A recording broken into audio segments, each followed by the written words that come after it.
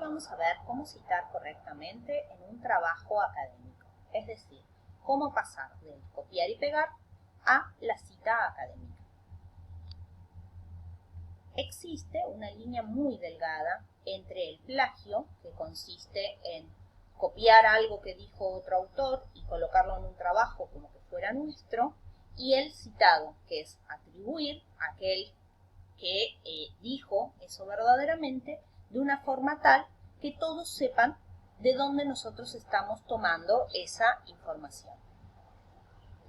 Lo primero que nosotros tenemos que hacer para poder citar correctamente es estar haciendo un buen estado de la cuestión en nuestro trabajo, lo que requiere haber leído el material serio, validado sobre la materia que estamos estudiando, haberlo entendido, interiorizado y sobre todo poder organizarlo de forma tal de transmitir de manera coherente cuál es el panorama de ese campo que nosotros estamos investigando.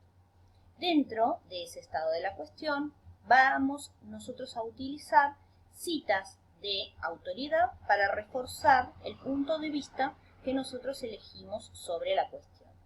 Es importante que estas citas de autoridad sean entonces de voces validadas dentro del campo, es decir, de personas que sean autoridad y que hayan realizado trabajos serios sobre la materia, y elegir alguna frase, párrafo o parte que nos parezca muy relevante para explicar el punto de vista de ese autor sobre ese tema.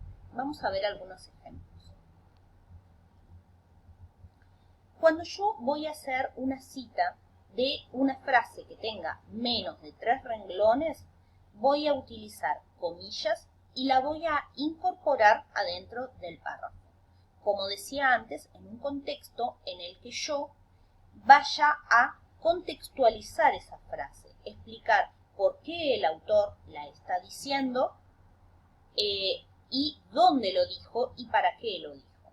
En este ejemplo sobre el embarazo adolescente, tomamos una frase de Claudio Stern, que es una autoridad sobre la materia, que ha hecho muchos trabajos serios sobre el tema en libros y papers.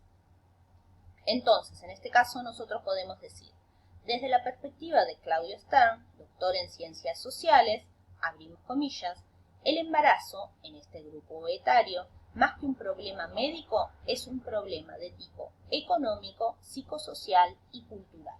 Cerramos comillas. A continuación, abrimos paréntesis y ponemos Stern, el año de publicación de eso que estamos citando, 2 puntos, y la página específica donde aparece esa frase que nosotros citamos. A continuación podemos continuar desarrollando el párrafo, donde lo que nosotros vamos a hacer es explicar esa cita, ¿sí? Parafrasearla, ponerla con nuestras propias palabras, dar ejemplos, dar el contexto en el artículo de esa frase. Es decir, lo que Stern estaba queriendo indicar con esta frase es que no hay evidencia médica que nos permita a nosotros sostener que el embarazo adolescente es un problema desde el punto de vista médico, que existan complicaciones específicas por tratarse de las gestantes de adolescentes, sino que estamos ante un problema social por la disminución de las oportunidades que van a tener las madres adolescentes a la hora de pensar en su educación o en su inserción laboral y social. Entonces, si no es un problema médico, no lo vamos a encarar o analizar únicamente desde un punto de vista sanitarista o médico, sino en un equipo interdisciplinario en el que pueden participar psicólogos, sociólogos, trabajadores sociales, educadores y demás.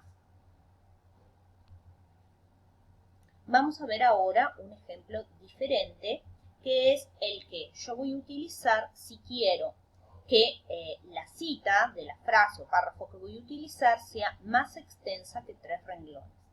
En ese caso, lo que yo voy a hacer es colocarlo en lo que se llama una caja menor.